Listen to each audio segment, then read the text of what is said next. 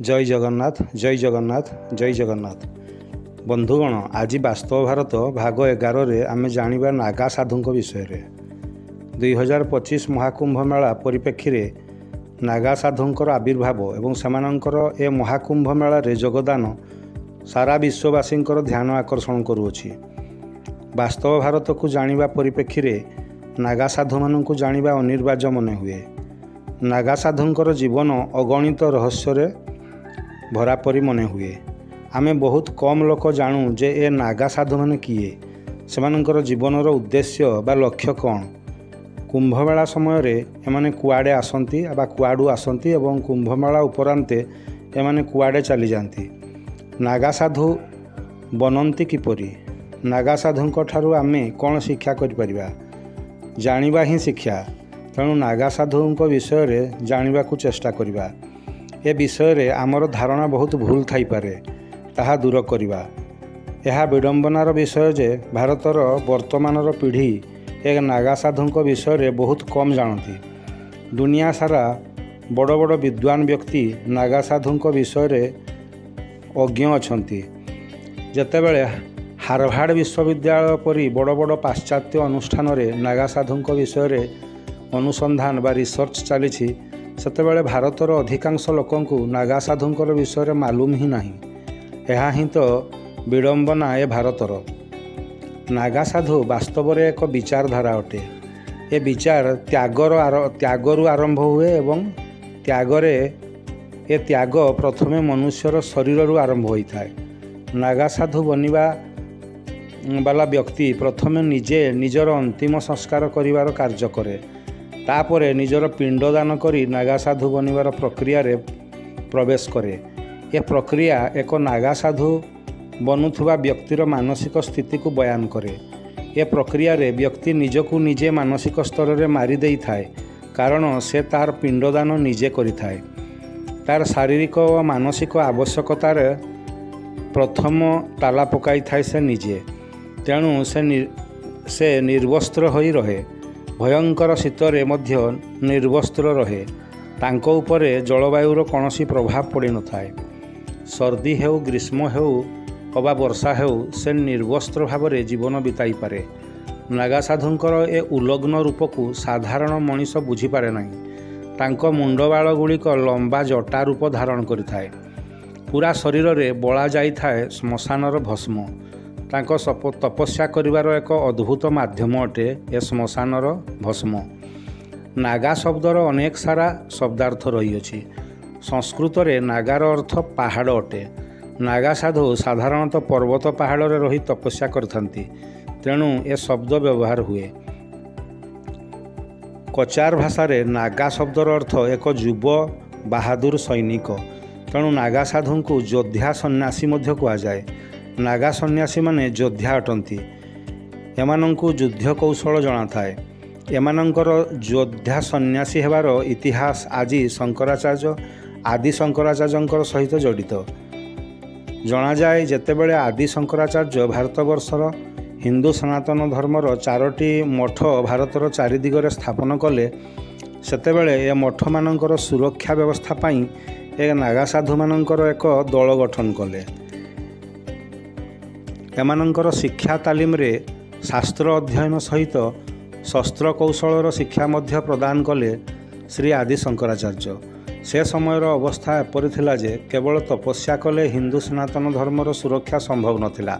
सनातन धर्मर सुरक्षा पाई शस्त्र धारण करबा मध्य आवश्यकता थिला। तेणु नागा साधुंकर आविर्भाव घटिला। शास्त्र द्वारा ज्ञान आहरण करी शस्त्र द्वारा समाज रे अन्याय विरुद्ध रे स्वर उत्तोलन करबा थिला नागा परंपरा। एपरी महान परंपरा केवल सनातन हिंदू धर्म रे ही प्रथमे देखादेला एवं नागा साधुंकर ए परंपरा आज भी रही अछि। इतिहास कहे नागा साधुर उत्पत्ति सिंधु सभ्यता ठारू मध्य पुरातन अटे। सिंधु सभ्यतार खोदेई समय रे एमिति केते प्रमाण मिलला जेउथिरे नागा साधु, जटाधारी सन्यासींकर छवि मूर्ति इत्यादि। केतेक ऐतिहासिक पुस्तक रे नागा साधुंकर विषय उल्लेख अछि एवं सेमाने शस्त्र चालन रे मध्य कुशली थिले तार प्रमाण मिले। ए नागा साधुंकर परंपरा जापान, चाइना इत्यादि देश में ଥିବା ଯୁଦ୍ଧ ସନ୍ନ୍ୟାସୀ ପରମ୍ପରା ଠାରୁ ମଧ୍ୟ ଅନେକ ପୁରୁଣା। 1748 ମସିହାରେ ଯେତେବେଳେ ଅହମ୍ମଦ ଶାହା ଆଫଗାନୀ ଆଲାହାବାଦ ଉପରେ ଆକ୍ରମଣ କଲା, ସେବେ ଏହି ନାଗା ଯୋଦ୍ଧା ସନ୍ନ୍ୟାସୀମାନେ ହିଁ ଯୁଦ୍ଧ କରିବାକୁ ଯୁଦ୍ଧ ମଇଦାନକୁ ଓହ୍ଲାଇଥିଲେ।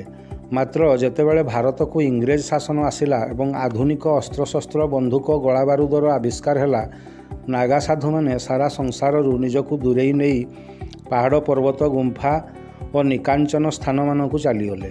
ସେଠାରେ ରହି ସେମାନେ ତାଙ୍କର ଶାସ୍ତ୍ର ଅଧ୍ୟୟନ ଏବଂ ସାଧନା ତପସ୍ୟାରେ ଲୀନ ହୋଇ ରହିଲେ।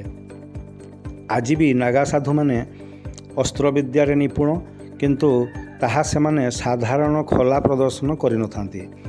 ନାଗା ସାଧୁଙ୍କର ଜୀବନ ଘୋର ତପସ୍ୟାରୁ ଆରମ୍ଭ ହୁଏ ଏବଂ ତାହା ସାରା ଜୀବନ ଜାରି ରହେ। ଭାରତରେ ମୋଟ ଆଜି ସୁଦ୍ଧା 13ଟି ନାଗା ସାଧୁଙ୍କର ଆଖାଡ଼ା ରହିଅଛି। ଯୁବାବସ୍ଥା ଅର୍ଥାତ୍ 16ରୁ 20 ବର୍ଷ ମଧ୍ୟରେ ଜଣେ ନାଗା ସାଧୁର ଦୀକ୍ଷା ଗ୍ରହଣ କରିଥାଏ। ଭାରତରେ ସନାତନ ହିନ୍ଦୁ ଧର୍ମର ସୁରକ୍ଷା ପାଇଁ 4 ଲକ୍ଷରୁ ଅଧିକ ନାଗା ସାଧୁ ଆଜି ମହଜୁଦ ଅଛନ୍ତି। ଏ ସଂଖ୍ୟାଟି ଏତେ ବଡ଼ ଯେ ଆଜି ଆଧୁନିକ ଯୁଗରେ ଏତେ ସଂଖ୍ୟକ ସୈନ୍ୟ ମଧ୍ୟ ନାହାନ୍ତି କିଛି କିଛି ଦେଶରେ। ବନ୍ଧୁଗଣ, ଆମେ ସାଧାରଣ ମଣିଷମାନେ ଭାରତର ଏ ନାଗା ସାଧୁଙ୍କ ବିଷୟରେ କେତେକ ସାଧାରଣ କିନ୍ତୁ ମହତ୍ତ୍ୱପୂର୍ଣ୍ଣ ପ୍ରଶ୍ନ ମନରେ ଆଣିଥାଉ। ପ୍ରଥମ ପ୍ରଶ୍ନ ହେଲା, ସେମାନେ ନିର୍ବସ୍ତ୍ର ରହିବାର କାରଣ କ'ଣ? ଉତ୍ତର ହେଲା, ନାଗା ସାଧୁମାନେ ପ୍ରକୃତି ଏବଂ ପ୍ରାକୃତିକ ଅବସ୍ଥାକୁ ଗୁରୁତ୍ୱ ଦେଇଥାନ୍ତି। ମଣିଷ ଯେବେ ଜନ୍ମ ନିଏ ଏ ଦୁନିଆକୁ ଲଙ୍ଗଳା ହୋଇ ଆସିଥାଏ। ଲଙ୍ଗଳା ଅବସ୍ଥା ପ୍ରାକୃତିକ ଅଟେ। ଏହି ଅବସ୍ଥାକୁ ନିଜର ଅନୁଭୂତିକୁ ଆଣିବାକୁ ନାଗା ସାଧୁମାନେ ନିର୍ବସ୍ତ୍ର ରହିବାକୁ ପସନ୍ଦ କରିଥାନ୍ତି। ପ୍ରକୃତିର ଅତି ନିକଟରେ ହୋଇ ରହିବାକୁ ସେମାନେ ପସନ୍ଦ କରିଥାନ୍ତି। ଶରୀରରେ ଥିବା ପଞ୍ଚ ଇନ୍ଦ୍ରିୟରେ ପ୍ରକୃତିର ସମସ୍ତ ଅବସ୍ଥା ଯଥା ଗ୍ରୀଷ୍ମ, ବର୍ଷା, ଶରତ, ଶୀତ, ବସନ୍ତ ଋତୁମାନଙ୍କୁ ଭରପୁର ଉପଭୋଗ କରିବାର ମାନସିକତାରେ ସେମାନେ ମସଗୁଲ ରୁହନ୍ତି। ପ୍ରକୃତି ମାତା ସଦୃଶ ମା କୋଳରେ ଶିଶୁ ଲଙ୍ଗଳା ରହିବାରେ ତାଙ୍କର କୁଣ୍ଠା ନଥାଏ। ଏପରି ମହାନ ବିଚାରକୁ ସେମାନେ ନିଜ ଜୀବନରେ ଚରିତାର୍ଥ କରିବା ପାଇଁ ସାରା ଜୀବନ ନିର୍ବସ୍ତ୍ର ରହିଥାନ୍ତି। ଦ୍ୱିତୀୟ ପ୍ରଶ୍ନ, ନାଗା ସାଧୁମାନଙ୍କୁ ଥଣ୍ଡା କାହିଁକି ଲାଗେ ନାହିଁ? ପ୍ରକୃତିର ଜଳବାୟୁର ପ୍ରଭାବ ତାଙ୍କ ଉପରେ ପଡ଼େ ନାହିଁ କାହିଁକି? ମଣିଷ ଯେବେ ନାଗା ସାଧୁ ହେବାର ପ୍ରକ୍ରିୟାରେ ପ୍ରବେଶ କରେ, ସେବେ ଜଳବାୟୁ ଜନିତ ଅନୁଭୂତି ତା ପାଇଁ ବନ୍ଦ ହୋଇଯାଏ। ଯେମିତି ଜଣେ ମହିଳାଙ୍କର ଗର୍ଭରେ ଶିଶୁ ରହିଲେ ଶିଶୁକୁ ବାହାରର ଜଳବାୟୁର ପ୍ରଭାବ ପଡ଼େ ନାହିଁ, ଠିକ୍ ସେମିତି ଶିଶୁ ମା ଗର୍ଭରେ ଲଙ୍ଗଳା ଭାବରେ ବଢ଼ିଥାଏ ଏବଂ ଲଙ୍ଗଳା ହୋଇ ଜନ୍ମ ହୋଇପଡ଼େ। ନାଗା ସାଧୁର ମାନସିକ ସ୍ଥିତି ଏମିତି ଅବସ୍ଥାକୁ ଚାଲିଯାଏ, ସେ ଭାବେ ଏ ପ୍ରକୃତି ତାର ମାର ଗର୍ଭାଶୟ ଏବଂ ସେ ମା ଗର୍ଭରେ ସୁରକ୍ଷିତ। ମା ଗର୍ଭରେ ଲଙ୍ଗଳା ଭାବରେ ରହିବାରେ କୁଣ୍ଠା ବା ଲଜ୍ଜା ଅନୁଭୂତି ନଥାଏ ତା ଜୀବନରେ। ତେଣୁ ନାଗା ସାଧୁଙ୍କୁ ଥଣ୍ଡା, ଗରମ, ବର୍ଷା କିଛି ବି ପ୍ରଭାବିତ କରିପାରେ ନାହିଁ। ତୃତୀୟ ପ୍ରଶ୍ନ ହେଲା, ନାଗା ସାଧୁମାନେ ନିଜ ଶରୀରରେ ଶ୍ମଶାନର ଚିତାଭସ୍ମ କାହିଁକି ଲଗାନ୍ତି? ଚିତାଭସ୍ମ ମଣିଷର ମୃତ ଶରୀରକୁ ଜାଳିଦେଲା ପରେ ରହୁଥିବା ପାଉଁଶ। ଏ ଚିତାଭସ୍ମ ଲଗାଇ ସେମାନେ ମାନସିକ ସ୍ତରରେ ମୃତ୍ୟୁକୁ ଜୟ କରିପାରିଥିବାର ଅନୁଭୂତିକୁ ପ୍ରାପ୍ତ କରନ୍ତି। ଅର୍ଥାତ୍ ପ୍ରତ୍ୟେକ ନାଗା ସାଧୁ ଜଣେ ଜଣେ ମୃତ୍ୟୁଞ୍ଜୟୀ। ମୃତ୍ୟୁକୁ ତାଙ୍କର ଭୟ ନଥାଏ। ମୃତ୍ୟୁ ଭଳି ପରିସ୍ଥିତିକୁ ମଧ୍ୟ ତାଙ୍କର ଖାତିର ରହେ ନାହିଁ। ମୁକ୍ତି, ସ୍ୱାଧୀନ, ନିର୍ବସ୍ତ୍ର, ନିଷ୍ପାପ ଶିଶୁ ଭଳି ଆଚରଣପୂର୍ବକ ସେମାନେ ଜୀବନକୁ ପ୍ରକୃତରେ ଉପଭୋଗ କରିଥାନ୍ତି। ଚତୁର୍ଥ ପ୍ରଶ୍ନ ହେଲା, ଏ ନାଗା ସାଧୁମାନେ କେବଳ କୁମ୍ଭମେଳାମାନଙ୍କରେ କେଉଁଠାରୁ ଆସିଥାନ୍ତି ଏବଂ ମେଳା ଶେଷରେ କେଉଁଠାକୁ ଚାଲିଯାଆନ୍ତି? ଏହାର ଉତ୍ତର ହେଲା, ନାଗା ସାଧୁମାନେ ଦୁର୍ଗମ ଅଞ୍ଚଳ ଯଥା ପାହାଡ଼, ପର୍ବତମାନଙ୍କରେ ରହି ଆଧ୍ୟାତ୍ମିକ ସାଧନାରେ, ବିଶେଷ କରି ଶିବଙ୍କର ଧ୍ୟାନରେ ଲୀନ ହୋଇ ରହିଥାନ୍ତି। ଏମାନେ ଶୈବ ଅଟନ୍ତି। ଭଗବାନ ଶିବ ଯେଭଳି ଆଚରଣ କରିଥାନ୍ତି, ଯାହା ପୁରାଣ ଆଦିରେ ବର୍ଣ୍ଣିତ, ସେମିତି ଥାଏ ନାଗା ସନ୍ନ୍ୟାସୀଙ୍କର ଆଚରଣ ଏବଂ ଜୀବନସଜ୍ଜା। କୁମ୍ଭମେଳା ଛଡ଼ା ଏମାନଙ୍କୁ ଦେଖିବାକୁ ମିଳେ ନାହିଁ। ମେଳା ପରେ ପୁଣି ଲେଉଟି ଯାଆନ୍ତି ସେହି ପ୍ରକୃତି କୋଳକୁ, ଗାଁ ସହରରୁ ଢେର ଦୂରକୁ, ଯାହା ତାଙ୍କୁ ତପସ୍ୟା କରିବାରେ, ଧ୍ୟାନ ଆରାଧନା କରିବାରେ ସହାୟକ ହୋଇଥାଏ। ସେମାନେ ଆସ୍ଥାନ ଜମାଇଥିବା ସ୍ଥାନକୁ ଆଖାଡ଼ା କୁହାଯାଏ। ଆଖାଡ଼ାରେ ସେମାନେ ସମୟ କଟାନ୍ତି। ଗୋଷ୍ଠୀଗତ ଭାବରେ ବେଳେବେଳେ ଦେଶ ବିଦେଶ ଭ୍ରମଣରେ ବା ସୃଷ୍ଟିର ଭ୍ରମଣରେ ମଧ୍ୟ ନାଗା ସନ୍ନ୍ୟାସୀମାନଙ୍କୁ ଯିବାର ଦେଖାଯାଏ। ଏବେ ବନ୍ଧୁଗଣ କଥାକୁ ଟିକେ ଭିନ୍ନ ମୋଡ଼ ଦେବା ଏବଂ ବିଚାର କରିବା ଏ ନାଗା ସାଧୁଙ୍କ ଠାରୁ କ'ଣ କ'ଣ ଶିକ୍ଷା କରିହେବ। ପ୍ରଥମ ଶିକ୍ଷା ହେଲା ଆମେ ନିଜେ ନିଜ ଦୁନିଆରେ ନିଜ ନିଜ କର୍ମକ୍ଷେତ୍ରରେ କିପରି ପ୍ରସନ୍ନ ବା ଖୁସି ରହିପାରିବା। ନାଗା ସାଧୁଙ୍କ ପାଖରେ କୌଣସି ଭୌତିକ ବସ୍ତୁ ନଥାଇ ମଧ୍ୟ ସେମାନେ ନିଜ ଜୀବନକୁ ବହୁତ ଖୁସି ଓ ଆନନ୍ଦରେ କଟାଇ ପାରୁଛନ୍ତି। ଏଥିରୁ ଏହା ଆମେ କହିପାରିବା ଯେ ଜୀବନରେ ଖୁସି ପାଇଁ କୌଣସି ଭୌତିକ ବସ୍ତୁର ଆବଶ୍ୟକତା ନାହିଁ। ଯଦି ଆପଣଙ୍କର ମାନସିକ ସ୍ଥିତି ଆପଣଙ୍କ ନିୟନ୍ତ୍ରଣରେ ରହୁଛି, ମନ ଖୁସି ରହୁଛି, ତେବେ ଆନନ୍ଦ ପାଇଁ ବଡ଼ ଗାଡ଼ି, ବଡ଼ ଘର, ବହୁତ ସାରା ବ୍ୟାଙ୍କ ବାଲାନ୍ସ, ଦାମିକା ଲୁଗାପଟା, ଜୋତା ବା ଅନ୍ୟାନ୍ୟ ପ୍ରସାଧନ ସାମଗ୍ରୀ କୌଣସିର ଆବଶ୍ୟକତା ନାହିଁ। ନାଗା ସାଧୁଙ୍କ ପାଖରେ ସବୁଠାରୁ ବଡ଼ ଶକ୍ତି ହେଉଛି ଇଚ୍ଛା ଶକ୍ତି। ସେମାନେ ବିନା କିଛି ନକାରାତ୍ମକ ଭାବନା ରଖି ଏମିତି ହଠଯୋଗ କରନ୍ତି ଯାହା କଳ୍ପନା ସାଧାରଣ ମଣିଷ ଚିନ୍ତା ବି କରିପାରେ ନା। ଏହା ନାଗା ସାଧୁଙ୍କର ଇଚ୍ଛା ଶକ୍ତିକୁ ପ୍ରକଟିତ କରେ। ଯେମିତି ଏଇ 2025 ପ୍ରୟାଗରାଜ ମହାକୁମ୍ଭ ମେଳାରେ ଜଣେ ନାଗା ସାଧୁ ଗତ 9 ବର୍ଷ ହେଲା ତାଙ୍କ ବାମ ହାତକୁ ଉପରକୁ ଉଠାଇ ରଖିଛନ୍ତି। ସଂକଳ୍ପ ହେଉଛି ଭାରତ ଏକ ହିନ୍ଦୁ ରାଷ୍ଟ୍ର ହେଉ, ସେଥିପାଇଁ ଏହା ତାଙ୍କର ହଠଯୋଗ। ସେମିତି ପ୍ରୟାଗରାଜ ମହାକୁମ୍ଭକୁ ଆସିଛନ୍ତି ଜଣେ ନାଗା ସାଧୁ ଯିଏ ଗତ କେତେ ବର୍ଷ ହେଲାଣି ନିଜକୁ ଛିଡ଼ା କରି ରଖିଛନ୍ତି, ତଳେ ବା ଚୌକିରେ ବସୁନାହାନ୍ତି। ଏହା ମଧ୍ୟ ଏକ ହଠଯୋଗ। ଆଉ ଜଣେ ନାଗା ସାଧୁ ଆସିଛନ୍ତି ନିଜ ଶରୀରକୁ ଅଗ୍ନିରେ ତତାଇ ହଠଯୋଗ କରୁଛନ୍ତି, କିନ୍ତୁ ତାଙ୍କୁ କଷ୍ଟ ଅନୁଭବ ହେଉନାହିଁ। କାରଣ ନାଗା ସାଧୁଙ୍କ ପାଖରେ ଇଚ୍ଛା ଶକ୍ତି ଏତେ ପ୍ରବଳ ଯେ ସେମାନେ ସବୁ ପ୍ରକାର କଷ୍ଟକୁ ସହି ପାରନ୍ତି। ଦ୍ୱିତୀୟରେ ତ୍ୟାଗର ମୂର୍ତ୍ତିମନ୍ତ ପ୍ରତୀକ ହେଉଛନ୍ତି ନାଗା ସାଧୁ। ସେମାନେ ଶରୀରରୁ ବସ୍ତ୍ର ତ୍ୟାଗ ତ କରିସାରିଛନ୍ତି, ତା ସହିତ ଗୃହ, ପରିବାର, ସମ୍ପତ୍ତି, ସମ୍ପର୍କ, ଭୌତିକ ବସ୍ତୁ ଏପରିକି ଅନ୍ନ ତ୍ୟାଗ ମଧ୍ୟ କରିସାରିଥାନ୍ତି। ତ୍ୟାଗ ହିଁ ଏମାନଙ୍କର ଜୀବନର ସବୁଠାରୁ ବଡ଼ ତପସ୍ୟା। ମୃତ୍ୟୁ ଉପରେ ମଧ୍ୟ ଏମାନେ ବିଜୟ ପ୍ରାପ୍ତ କରିପାରିଛନ୍ତି। ମୃତ୍ୟୁ ଏମାନଙ୍କୁ ଡରାଇ ପାରେ ନାହିଁ। ଯାହା ପାଖରେ ହରାଇବା ପାଇଁ କିଛି ନାହିଁ ଏବଂ ମୃତ୍ୟୁକୁ ମଧ୍ୟ ଭୟ ନାହିଁ, ତେବେ ଚିନ୍ତା କରନ୍ତୁ ସେଭଳି ମଣିଷର ମାନସିକ ସ୍ଥିତି କ'ଣ ଥାଇପାରେ। ନାଗା ସାଧୁ ଦିନକ ଭିତରେ କେବଳ 7 ଜଣଙ୍କୁ ଭିକ୍ଷା ମାଗିଥାନ୍ତି ନିଜର ଭୋଜନ ବ୍ୟବସ୍ଥା କରିବା ପାଇଁ। ଏମାନେ ଭିକ୍ଷୁକ ଅଟନ୍ତି ଏବଂ ଭିକ୍ଷା ମାଗି ଭୋଜନ କରନ୍ତି ଏବଂ ନିୟମରେ ରହନ୍ତି। ଧରାଯାଉ 7 ଜଣଙ୍କୁ ଭିକ୍ଷା ମାଗି ସାରିବା ପରେ ଭୋଜନ ଯଥେଷ୍ଟ ହେଲା ନାହିଁ, ତେବେ 8ମ ଥର ଭିକ୍ଷା ମାଗିବାର ନିୟମ ନାହିଁ। ଭୋକିଲା ରହିବାକୁ ପସନ୍ଦ କରିଥାନ୍ତି।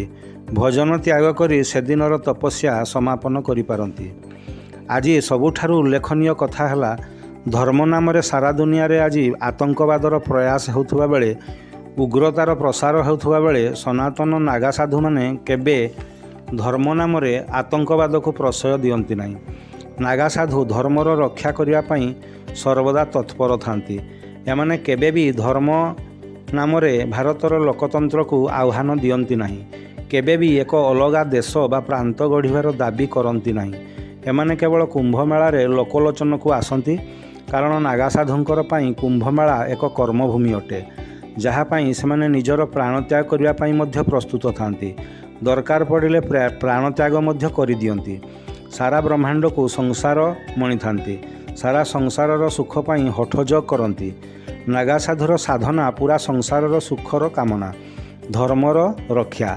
ସଂଘବଦ୍ଧ ଭାବରେ ଏକ ଆଖାଡ଼ାରେ ସାମିଲ ହୋଇ ଶାନ୍ତି ଶୃଙ୍ଖଳାରେ ରହି ସାରା ବ୍ରହ୍ମାଣ୍ଡର ସୁଖ ପାଇଁ ହଠଯୋଗ କରିବା ଏକ ଅସାଧାରଣ ବ୍ୟବସ୍ଥାର ନାମ ହେଲା ନାଗା ସାଧୁର ପରମ୍ପରା। ହିନ୍ଦୁ ସନାତନ ଧର୍ମର ଏହା ଏକ ନିଆରା ଜୀବନଶୈଳୀ ଏବଂ ମହାନ ପରମ୍ପରା। ବସୁନ୍ଧୈବ କୁଟୁମ୍ବକମ୍, ସାରା ବ୍ରହ୍ମାଣ୍ଡକୁ ନିଜର ବୋଲି ହୃଦୟରେ ଧାରଣ କରିବା ଏକ ଅସାଧାରଣ ମାନସିକ ସ୍ଥିତି, ଯାହା ଜଣେ ନାଗା ସାଧୁ ପାଖରୁ ଆମେ ଶିକ୍ଷା କରିପାରିବା। ଦରକାର ପଡ଼ିଲେ ହାତରେ ଅସ୍ତ୍ର ଧାରଣ କରି ଧର୍ମର ରକ୍ଷା କରିବା ଯେ ଆମର ଧର୍ମ, ଏହା ମଧ୍ୟ ଆମେ ଶିକ୍ଷା କରିପାରିବା। ନାଗା ପରମ୍ପରାରେ ମହିଳା ନାଗା ସାଧୁଙ୍କର ସ୍ଥାନ ବେଶ ନିଆରା। ଇତିହାସ କହେ ମହିଳା ନାଗା ସାଧୁମାନେ ମର୍ଯ୍ୟାଦା ଭିତରେ ରହି ସାଧନା କରିଥାନ୍ତି। ଶରୀରରେ ବସ୍ତ୍ର ଧାରଣ ପୂର୍ବକ ହଠଯୋଗ କରିଥାନ୍ତି। ଭାରତୀୟ ସମାଜ ଦିନେ ନାରୀ ପ୍ରଧାନ ଥିଲା, ସେତେବେଳେ ମଧ୍ୟ ମହିଳା ନାଗା ସାଧୁ ଥିଲେ। ସେମାନଙ୍କର ପ୍ରଥା ଏପରି ଯେ ସାର୍ବଜନୀନ ଭାବରେ ନାଗା ସନ୍ନ୍ୟାସିନୀ ବନାଇବାର ପ୍ରଥା ନାହିଁ। ତେବେ ବଣ ଜଙ୍ଗଲ ଏକାନ୍ତବାସରେ ରହି ତପସ୍ୟା କରିଥାନ୍ତି, ସାମାଜିକ ବ୍ୟବସ୍ଥା ମଧ୍ୟରେ ରହି। ଏବେ ଆଧୁନିକ ଭାରତରେ ନାଗା ସନ୍ନ୍ୟାସୀ ବନୁଥିବାର ନାଗା ସନ୍ନ୍ୟାସିନୀ ବନୁଛନ୍ତି ଅବଶ୍ୟ। ପୁରୁଷ ନାଗା ସାଧୁଙ୍କର ଦିନଚର୍ଯ୍ୟା ଏବଂ ମହିଳା ନାଗା ସାଧୁଙ୍କର ଦିନଚର୍ଯ୍ୟା ପ୍ରାୟ ସମାନ। ପୁରୁଷ ନାଗା ସାଧୁ ଉଲଗ୍ନ ରହୁଥିବା ବେଳେ ମହିଳା ନାଗା ସାଧୁମାନେ ମର୍ଯ୍ୟାଦା ଭିତରେ ରହିଥାନ୍ତି। ପୁରୁଷ ନାଗା ସାଧୁ ବେଳେବେଳେ କ୍ରୋଧିତ ହେବାର ଦେଖାଯାଉଥିବା ବେଳେ ମହିଳା ନାଗା ସାଧୁମାନେ ଶୀତଳ ଶାନ୍ତ ରହୁଥିବାର ଦେଖିବାକୁ ମିଳିଥାଏ। ନାଗା ପରମ୍ପରାରେ ବାଳକ ନାଗା ସାଧୁ ମଧ୍ୟ ରହିଥାନ୍ତି। 2025 ମସିହା କୁମ୍ଭମେଳାରେ ମଧ୍ୟ କେତେକ ବାଳକ ନାଗା ସାଧୁ ଦୃଷ୍ଟିଗୋଚର ହେଉଛନ୍ତି ଗଣମାଧ୍ୟମରେ। ଗୁରୁ ଶିଷ୍ୟ ପରମ୍ପରା ନାଗା ପରମ୍ପରାର ଏକ ବିଶିଷ୍ଟ ଅଙ୍ଗ ଅଟେ। ଜଣେ ନାଗା ସାଧୁ ତାଙ୍କ ଗୁରୁଙ୍କର ମହିମାରେ ମହିମାନ୍ୱିତ ହୋଇ ଗର୍ବ ଅନୁଭବ କରେ। କଥାରେ କଥାରେ ଏହା ଗୁରୁଙ୍କର କୃପା ବୋଲି କହିଥାଏ। ପୁରୁଷ ନାଗା ସାଧୁ ବେଳେବେଳେ କ୍ରୋଧିତ ଅବସ୍ଥାରେ ମିଳିଥାନ୍ତି। ଏହି କ୍ରୋଧକୁ ଶାନ୍ତ କରିବା ପାଇଁ ମଧ୍ୟ ସେମାନଙ୍କର ସାଧନା ଜାରି ଥାଏ। ଆଜି ଆମେ ବେଳେବେଳେ ଦେଖୁଛୁ ଗଣମାଧ୍ୟମ ଦ୍ୱାରା କିପରି କେତେକ ନାଗା ସାଧୁ ବରଫ ଆବୃତ ପାହାଡ଼ ସ୍ଥାନରେ ନିର୍ବସ୍ତ୍ର ଭାବରେ ସାଧନାରତ। ଦେବଦେବ ମହାଦେବଙ୍କର ଆରାଧନାରେ ସେମାନେ ମଗ୍ନ। ମାତ୍ର ମହାକୁମ୍ଭ ମେଳା ବା ଅନ୍ୟ କୁମ୍ଭ ମେଳାରେ ସଂସାର ଭିତରେ ପ୍ରକଟିତ ହୋଇ ସମାଜକୁ କିଛି ଦିଗ୍ଦର୍ଶନ ଦେଇଥାନ୍ତି ଏ ନାଗା ସାଧୁମାନେ। 2025 ମସିହାର ମହାକୁମ୍ଭ ମେଳାରେ ଜଣେ ନାଗା ସାଧୁଙ୍କୁ ଗଣମାଧ୍ୟମର ପ୍ରଶ୍ନ ଥିଲା, ଆଜିର ଯୁବପିଢ଼ିଙ୍କ ପାଇଁ ଆପଣମାନେ ବା ନାଗା ସାଧୁମାନଙ୍କ ପାଖରେ କ'ଣ ସନ୍ଦେଶ ଅଛି? ଏହାର ଉତ୍ତରରେ ଜଣେ ନାଗା ସାଧୁ କହିଲେ, ମନୁଷ୍ୟର ମୁଖ୍ୟ 3ଟି କର୍ମ ହେଲା ରଣ ବା ଯୁଦ୍ଧ କରିବା, ଭକ୍ତି ଏବଂ ଦାନ। ଯୁବାବସ୍ଥାରେ ଏ 3ଟି ପ୍ରତି ଯତ୍ନଶୀଳ ହେବା ଦରକାର। ବୟସର ଉପରାନ୍ତରେ ଏ 3ଟି କର୍ମ ଠିକ୍ ଭାବରେ କରାଯାଇ ପାରିବ ନାହିଁ। ରଣ ବା ଯୁବାବସ୍ଥାରେ କରିବା ଠିକ୍ ଅଛି, ମାତ୍ର ଆଜିର ଯୁବପିଢ଼ି ଭ୍ରାନ୍ତ ଧାରଣାରେ ଅଛି ଯେ ଭକ୍ତି ଏବଂ ଦାନ ବୟସର ଉପରାନ୍ତରେ କରିବା। ରଣ, ଭକ୍ତି ଓ ଦାନ କରିବାର ପ୍ରକୃତ ଅବସ୍ଥା ହେଉଛି ଯୁବାବସ୍ଥା। ପୁରୁଷୋତ୍ତମ ରାମ ଏବଂ ଦ୍ୱାରିକାଧୀଶ ଶ୍ରୀକୃଷ୍ଣଙ୍କ ଜୀବନର କଥାକୁ ଯୁବପିଢ଼ି ଶିକ୍ଷାଲାଭ କରୁ କିପରି ସେମାନେ ଯୁବାବସ୍ଥାରେ ହିଁ ରଣ, ଭକ୍ତି ଓ ଦାନର କର୍ମ ସମାପନ କରି ନିଜର କର୍ତ୍ତବ୍ୟ ସମ୍ପାଦନ କରିଯାଇଛନ୍ତି। ଆଜିର ଯୁବପିଢ଼ି ରଣ ବା ଯୁଦ୍ଧ କରୁଛନ୍ତି ଯୁବାବସ୍ଥାରେ ନିଜ ନିଜର କର୍ମକ୍ଷେତ୍ରରେ। ଭକ୍ତି ଓ ଦାନ ଭଳି ହ୍ୟୁମାନ୍ ଭ୍ୟାଲ୍ୟୁଜ୍ ବା ମାନବିକ ମୂଲ୍ୟବୋଧ ପାଇଁ ସେମାନଙ୍କ ପାଖରେ ସମୟ ନାହିଁ। ମାତ୍ର ଯୁବପିଢ଼ିଙ୍କୁ ଜାଗ୍ରତ ହେବାକୁ ପଡ଼ିବ। ନିଜର ଭ୍ରମ ସଂଶୋଧନ କରିବାକୁ ପଡ଼ିବ। ଭାରତକୁ ସାରା ବ୍ରହ୍ମାଣ୍ଡର ଶ୍ରେଷ୍ଠ ରାଷ୍ଟ୍ର କରିବା ପାଇଁ ଭୋଗବାଦୀ ବିଚାରଧାରାକୁ ତ୍ୟାଗ କରିବାକୁ ପଡ଼ିବ। ନାଗା ସାଧୁଙ୍କର ବିଚାରଧାରାରୁ ଆଜି ଯୁବପିଢ଼ି ଶିକ୍ଷା କରିବା ଆବଶ୍ୟକ। ଖାଲି ମହାକୁମ୍ଭ ମେଳାକୁ ଆସି ତ୍ରିବେଣୀ ସଙ୍ଗମରେ ବୁଡ଼ ମାରିଦେଲେ ଯେ ଜଣେ ସଚ୍ଚା ହିନ୍ଦୁ ସନାତନୀ ହୋଇପାରିବ ତା ନୁହଁ। ମହାକୁମ୍ଭ ମେଳାକୁ ମଣ୍ଡିତ କରୁଥିବା ବିଚାରଧାରାକୁ ଆଜିର ଯୁବପିଢ଼ି ଆପଣାଉ। ଜଣେ ନାଗା ସାଧୁର ଜୀବନର ତ୍ୟାଗକୁ ଏ ଯୁବ ସମାଜ ଶିକ୍ଷା ଲାଭ କରୁ। ତା ଜୀବନରେ କ'ଣ ପରିବର୍ତ୍ତନ କରିବାର ଆବଶ୍ୟକତା ରହୁଛି, ନିଜକୁ ନିଜେ ଉଜାଗର କରନ୍ତୁ ଯୁବପିଢ଼ି। ବିଜ୍ଞାନ ଆଜି ଜୀବନକୁ ସହଜ, ସରଳ, ଆରାମଦାୟକ ଏବଂ ଦ୍ରୁତ ଗତିଶୀଳ କରାଇପାରିଛି। ବିଜ୍ଞାନର ବ୍ୟବହାରକୁ ଭୋଗବାଦୀ ବିଚାରଧାରାରୁ ତ୍ୟାଗବାଦୀ ବିଚାରଧାରା ଆଡ଼କୁ ମୋଡ଼ିଦେଲେ ଭାରତ ସୁନାର ଭାରତ ହୋଇପାରିବ। ଏ ମହାକୁମ୍ଭ ମେଳା ପ୍ରୟାଗରାଜର ଆଜି ପ୍ରତି ଭାରତୀୟ ଯୁବପିଢ଼ି ପାଇଁ ଏ ବାର୍ତ୍ତା ନେଇ ଆସିଛି। ଉତ୍ତିଷ୍ଠ, ଜାଗ୍ରତ। ସନାତନୀ ଭାଷାରେ ଆଜିର ଯୁବପିଢ଼ି ସିଦ୍ଧାନ୍ତୀ ଏବଂ ବେଦାନ୍ତୀ ଉଭୟ ହେବା ଦରକାର। ବେଦାନ୍ତୀ ହେଉଛି ଲେଖାପଢ଼ାରେ ପ୍ରବୀଣ ଏବଂ ସିଦ୍ଧାନ୍ତୀ ହେଉଛି ବ୍ୟବହାରିକ ଜ୍ଞାନରେ ପ୍ରବୀଣ।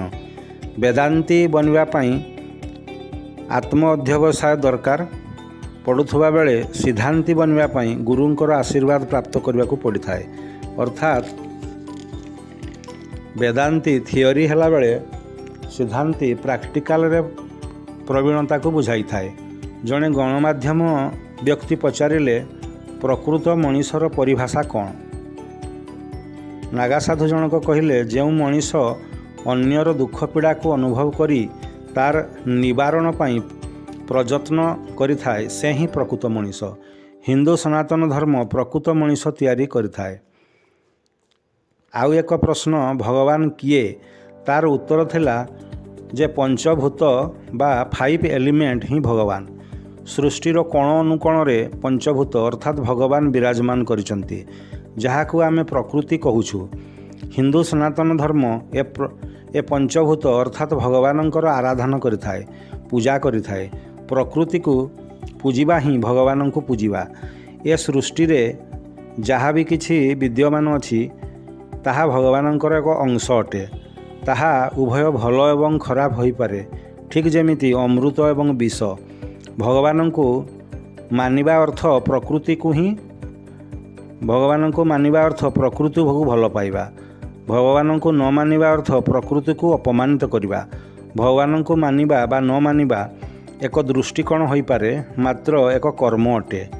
ପ୍ରତ୍ୟେକ କର୍ମର ଫଳ ଥାଏ, ତେଣୁ ଭଗବାନଙ୍କୁ ନ ମାନିବାର ଫଳ ମଧ୍ୟ ମନୁଷ୍ୟ ଭୋଗ କରିଥାଏ। ବନ୍ଧୁଗଣ, ପ୍ରୟାଗରାଜର କୁମ୍ଭମେଳାରେ ଥିବା ବିଭିନ୍ନ ଆଖାଡ଼ାମାନଙ୍କରେ ବସିଥିବା ସାଧୁସନ୍ଥମାନଙ୍କ ପାଖରେ ଜ୍ଞାନର ଅସୀମ ଭଣ୍ଡାର ଗଚ୍ଛିତ ରହିଛି, ଯାହାକୁ ଆଜି ବିଭିନ୍ନ ଗଣମାଧ୍ୟମ ଦ୍ୱାରା ପ୍ରସାରିତ ହେଉଅଛି। ଆଜିର ଆର୍ଟିଫିସିଆଲ ଇଣ୍ଟେଲିଜେନ୍ସ ଏବଂ ଚାଟ୍ ଜିପିଟି ଯୁଗରେ ଗଭୀର ଶାସ୍ତ୍ରଜ୍ଞାନର ମହାମିଳନ ଘଟୁଛି, ଯାହା ଆମେ କେବେ କଳ୍ପନା ମଧ୍ୟ କରିନଥିଲେ। ଉଚ୍ଚଶିକ୍ଷିତ IIT ଶିକ୍ଷାପ୍ରାପ୍ତ ଯୁବପିଢ଼ି ଆଜି ତ୍ୟାଗ ମାର୍ଗରେ। ସତରେ କ'ଣ ଯୁଗ ବଦଳୁଛି ଆଉ ଭାରତ ଏକ ବିଶ୍ୱଗୁରୁ ହେବାକୁ ଯାଉଛି? ଭାରତ ବିଶ୍ୱଗୁରୁ ହେଉ ଏବଂ ସାରା ସୃଷ୍ଟିକୁ ସତ୍ମାର୍ଗ, ସୁଖ ଶାନ୍ତିର ପଥ ପ୍ରଦର୍ଶକ ବନୁ, ଏହା ହିଁ ଆମର କାମନା। ବନ୍ଧୁଗଣ, ଆପଣମାନେ ଧୈର୍ଯ୍ୟର ସହିତ ବାସ୍ତବ ଭାରତ ଭାଗ 11ରେ ନାଗା ସାଧୁ ପ୍ରସଙ୍ଗ ସହିତ ଶେଷ ପର୍ଯ୍ୟନ୍ତ ରହିଥିବାରୁ ଧନ୍ୟବାଦ। ଜୟ ଜଗନ୍ନାଥ, ଜୟ ଜଗନ୍ନାଥ, ଜୟ ଜଗନ୍ନାଥ।